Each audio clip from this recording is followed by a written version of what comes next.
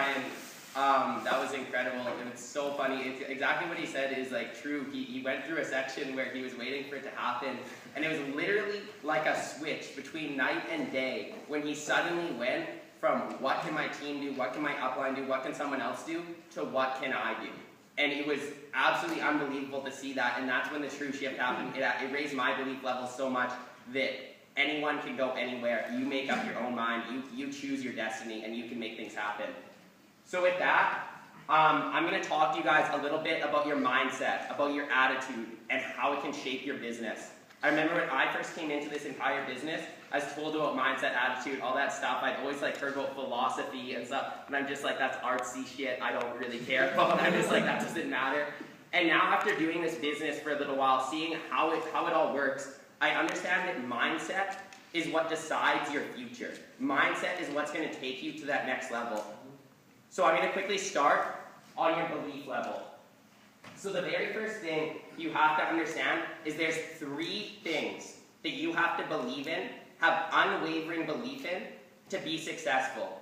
Alright? The very first thing you have to completely believe in is the product. You have to believe that when you're telling someone about this product, you're giving them genuine value. They are getting more from the product than they are paying. Alright? And the best way to understand how great this product is look around this room. Look at some of the health stories. Is Ashley in here right now? Yeah. Yeah. Can you quickly stand up for a second? Yeah. Ashley's lost 30 pounds on body. Absolutely.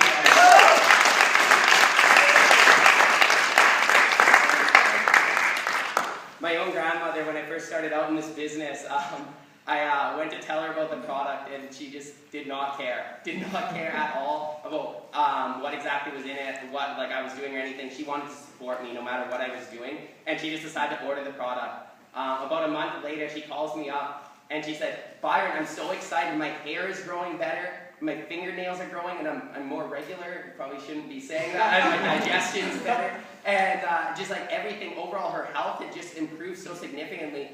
And it wasn't until I saw that personal success story on the product inside my own family that I really understood what the product could do for people. So that was my first level of belief. The second thing you have to have unwavering belief in is the system. You have to believe that what we're doing is a better way. Alright, and once again, the best way to understand it is sort of put it in perspective of what you're currently doing. For me, that was putting in perspective of my university career. Alright, I'd spent 4 years here. 40 courses I've done in this career, and honestly, I forgot 90% of the stuff I've learned. I think that everyone does after their exams and stuff. But when I came into this business, I really thought at first it was going to be a get-rich-quick scheme or something like that. But I looked at the time commitment, and I'm just like, I'm going to spend about the same amount of time as I do on a regular university course.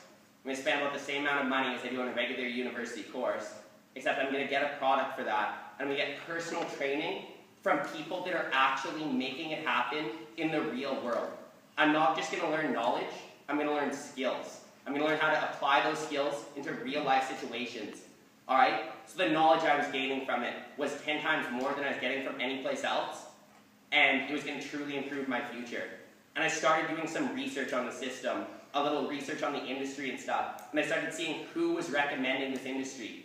I saw that Robert Kiyosaki, one of the most successful real estate investors of all time, considered one of the best entrepreneurs of all time, wrote the book Rich Dad Poor Dad, one of the best-selling business novels of all time, wrote a book on it calling it The Business of the 21st Century. I saw that Warren Buffett, one of the most successful investors of all time, actually the most successful investor of all time, called network marketing the best kept secret of wealthy people.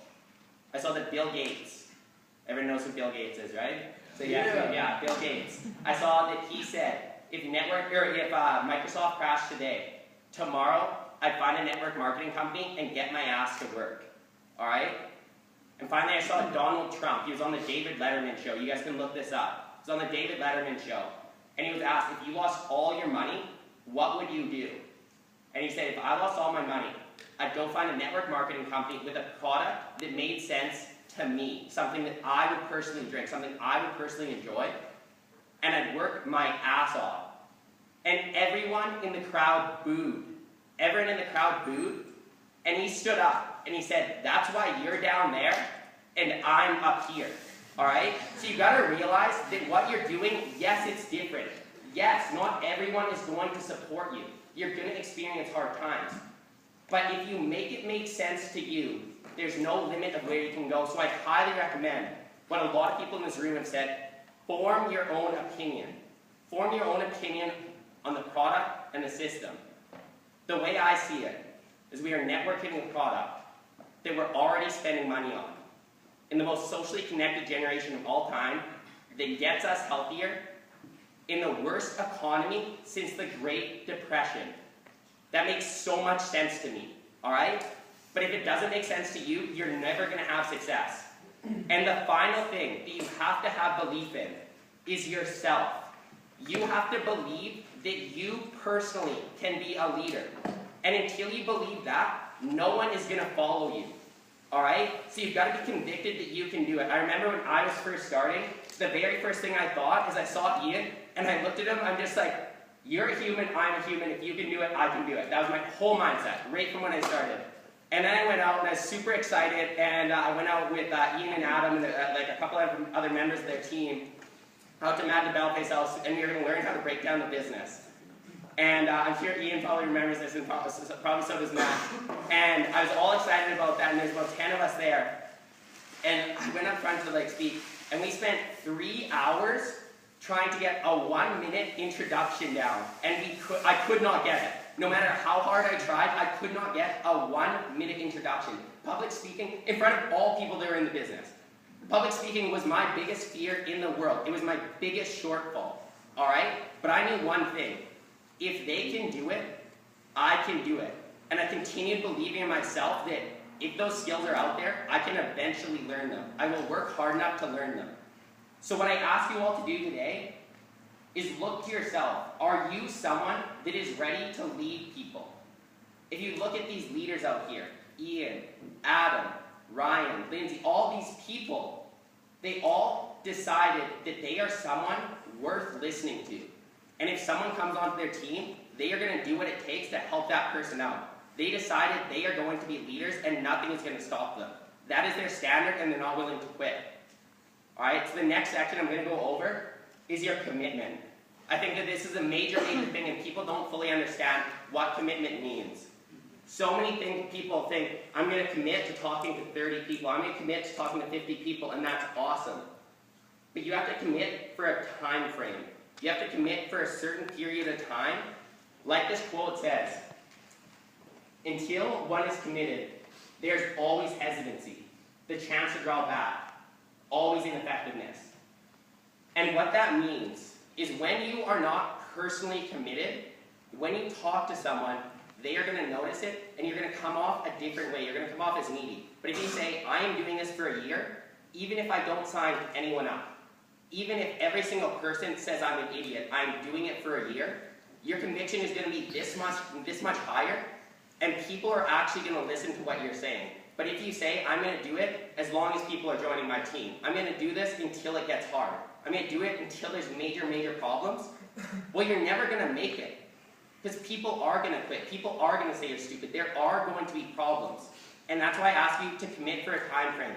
Write down, anyone that wants to be successful in this business, write this down right now.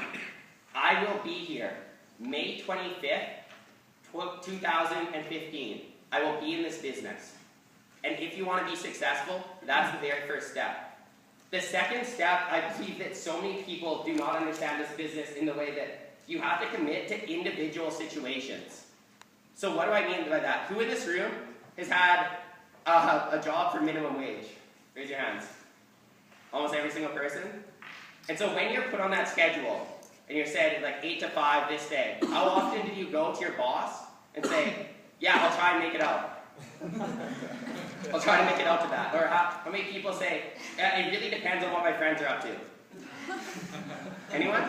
No?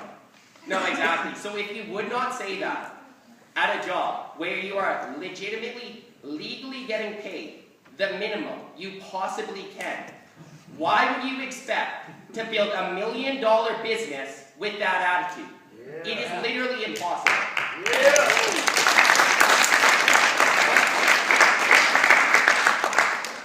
So, I ask you to once again look around in the room at these leaders, or look around the room and look at the leaders.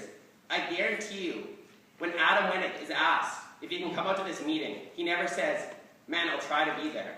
He never says, well, it really depends on what my friends are doing tonight. He never says, man, there's this movie I sort of want to see. If it ends up not going through, I'll make it out. He never says that sort of stuff. And it's not because he's a star ambassador, all right? He's a star ambassador because he never did those things. Because he committed every step of the way. And so if you want to get to that stage, you have to realize that you can't decide to put in the work after you're successful. All right? You can't decide, yeah, I'll work as hard as someone that's at platinum level when I'm platinum. It doesn't happen. You're never going to get to platinum. You got to decide, I'm going to work like a platinum leader when I'm a member. I'm going to work like an ambassador leader when I'm bronze. You got to be ready to put in that work before you're at that level, and that's what will get you to the next level. All right, next up. All right, the next thing is something extremely, extremely critical. So I'm going to read this quick quote here by Aristotle. It's probably my favorite quote I've ever came across. We are what we repeatedly do. Excellence, then, is not an act, but a habit. Most people do not realize what their individual actions are doing for them as a person. And I actually have a story about that. A guy named Clay Christensen. He was going to Oxford University, all right? He'd been going there for 4 years, and he's their starting center. And he built best friends, and the best friends he's ever had were all going to that school with him, and were all on that team. And he'd worked his final year. It's equivalent to the NCAA championships, a team that went undefeated the entire year. So the NCAA championships, and the final game happened to land on a Sunday. But when he was 16 years old, he had made a commitment to God that he is never going to play ball on a Sunday. And so he thought a lot. He did a lot of soul searching. He did a lot of thinking. And finally he decided that I know my team has worked so hard, but I cannot play in this game because I made this commitment and I'm going to stick to it no matter what. And he went to talk to his coach, and he said that, and he went to talk to his players. And they're just like, are you joking me? We've worked this entire season. We have done all this stuff. You have to play in this game. And he said, I truly kind of made this commitment. And he said, it's just this one time. This is an extenuating circumstance. It's just this one time. It's never going to affect your faith. And he decided, I'm still not going to play. And he looks back on that decision today, and he realized that it would not have affected his faith in the slightest. But what it would have done is it would have allowed him to accept extenuating circumstances as what runs his life. All right? When you allow extenuating circumstances to take control of what you do, you take control out of your own hands. All right? And when you don't have control over your own hand, you're controlling your own hands, you have no idea where your future is going to take you. It is easier to stick to your principles 100% of the time than it is 98% of the time. So when you're going out to these meetings and you decide one time, I'm too tired to make it tonight. I worked really hard last week, but I'm just too tired tonight. You know what? Next week, you're going to have another day that you're tired. And you know what you're going to do? You're going to say, I'm too tired to make it tonight. And when your friends aren't going to show up, and you decide, well, no one's even coming tonight. I don't have to go anymore. Well, you know what you're going to do next time? You're going to say, my friends aren't coming tonight, so I don't have to go anymore. Those individual actions, you think it's just one time. You think it's an extenuating circumstance. You don't understand. Your life is a series of extenuating circumstances. The whole way through life, you're going to be faced with them every single day. And if you let them run your life, then it's completely out of your control, and they'll become your habit. Have you guys ever noticed that late people, they're always late? And yet, when you ask them, they have an extenuating circumstance to tell you about. They have a great story about why they're late.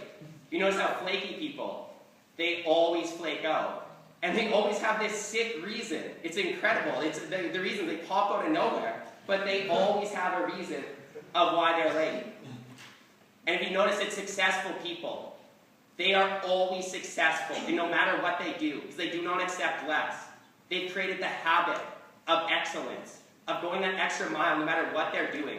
I was listening to Tony Robbins the other day, and people asked him how for years and years and years he could go on stage and speak for like 10, 12, 13 hours and be so fired up the whole time.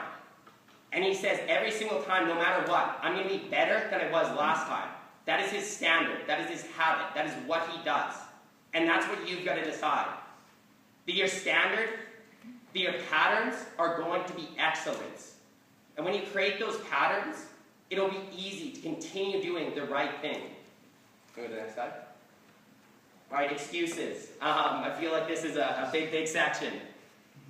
We are all self-made, but only the successful admit it.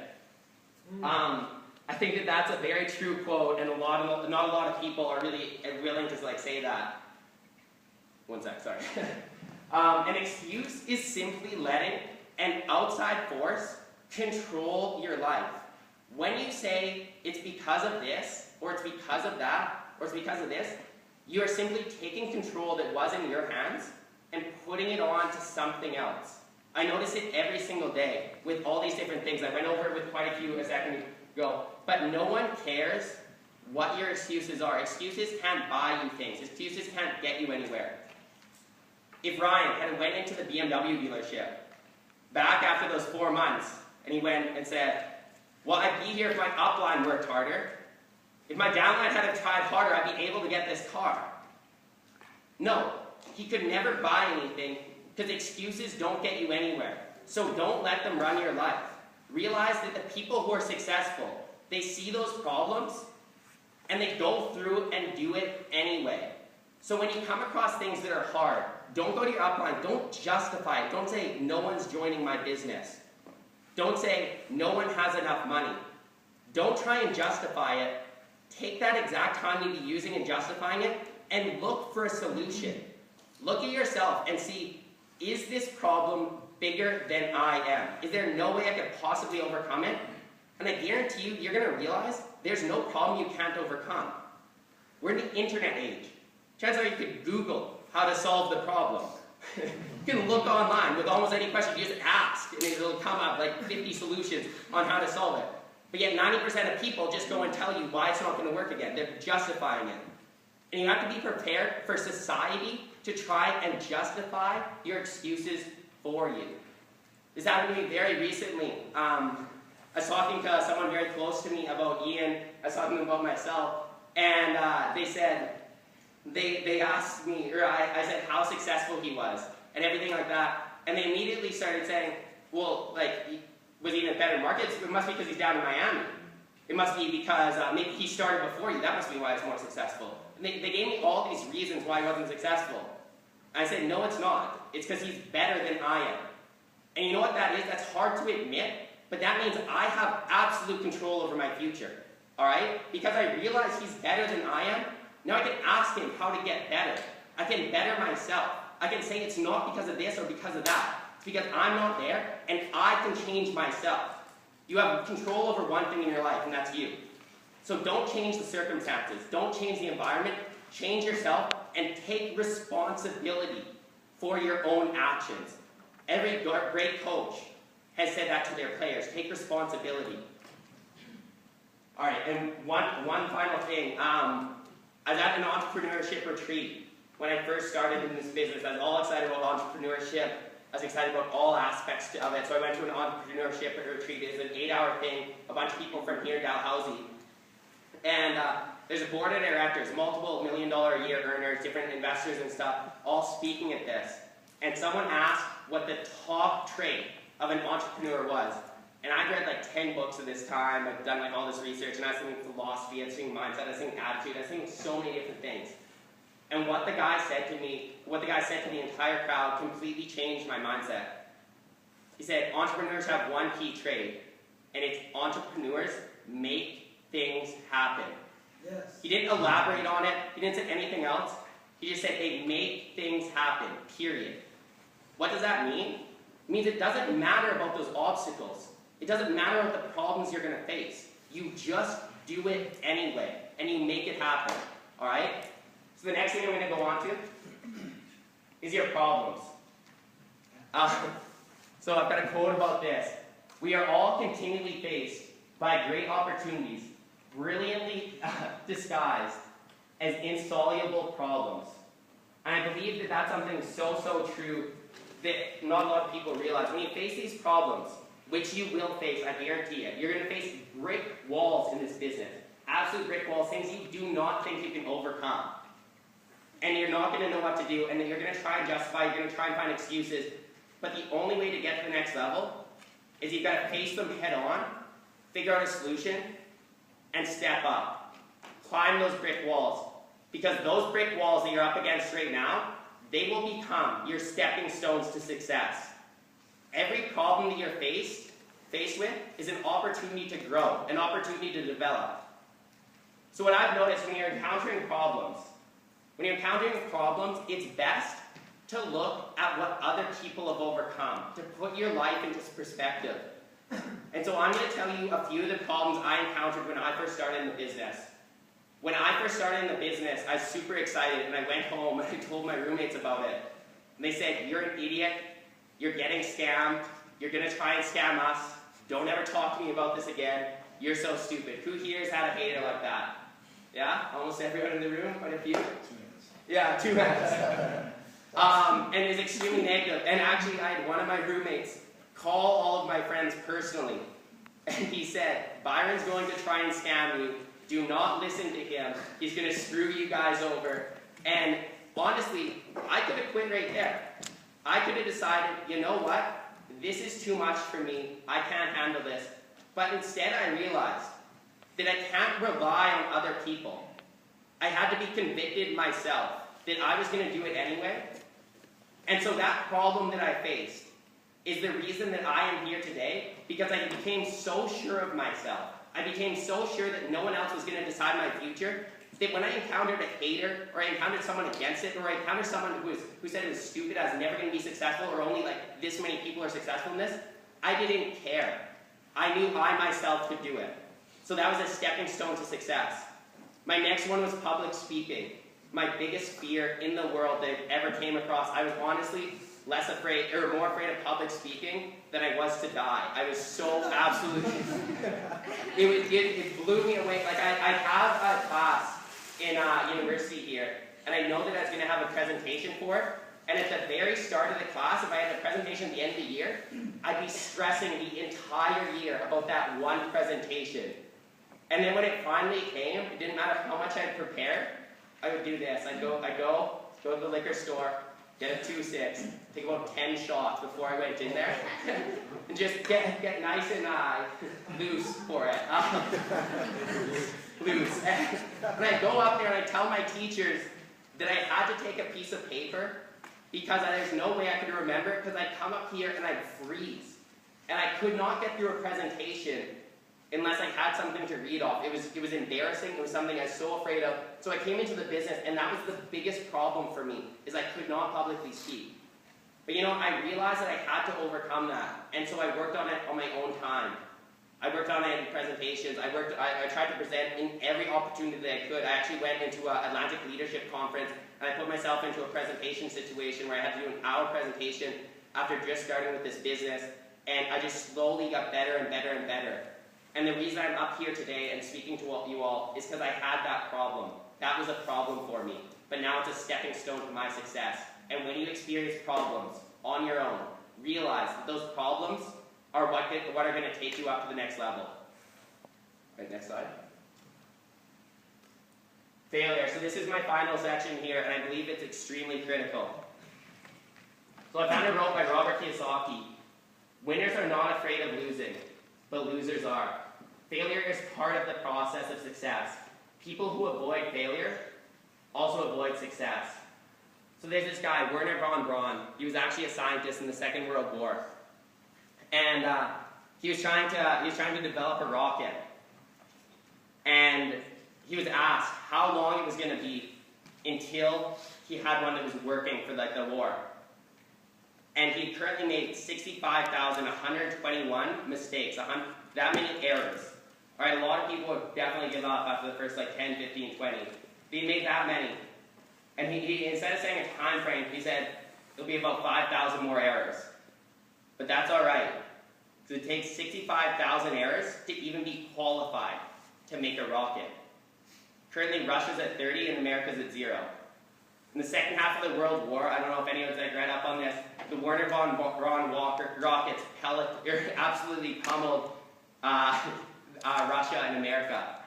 So what I'm telling you right now is your invite, your presentations. It takes a certain amount of failures before you're even qualified to make the next level. To hit bronze, you have to have failed a minimum of 20 times inviting people out where they say, no, you're stupid. To hit gold, you have to fall on your face in front of a group of people 5 to 10 times before you can possibly be qualified to hit gold. To hit platinum, you have to come up here and you have to talk in front of people and be absolutely petrified. And you can't be afraid of losing. Because if you're too afraid of losing, then you're never truly going to win. I think that Darren Hardy puts it best. He calls it the success pendulum. Because most people live their life in a box like this. Alright? And the pendulum, it swings this far into failure. You're only willing to fail a little bit, or only once in a while. And therefore, you're only able to succeed a little bit, and only once in a while. If you think of it in terms of the gym, it's like going into the gym and trying to lift 20-pound weights. And you get really good at 20-pound weights. But you don't want to go up to 25s because you know what, you might not be able to do them. There might be some people watching that see you unable to do them, and you'll know that you can never truly get to that next level. And you're going to be afraid of failing.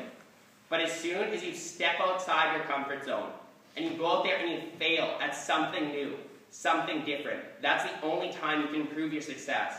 So what I'm telling you all to do, if you want to be successful, fail more, fail faster, and fail bigger.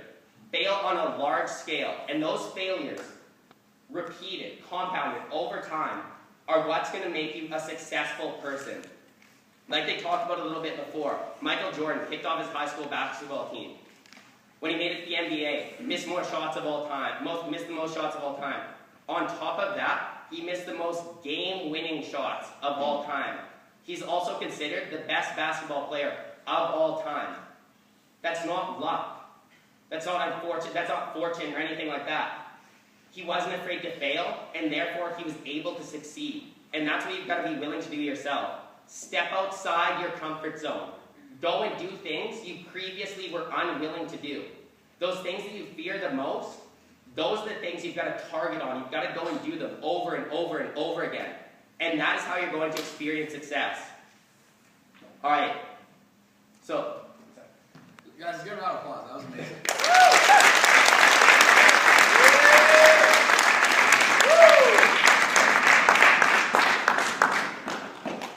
So our next speaker is someone that I personally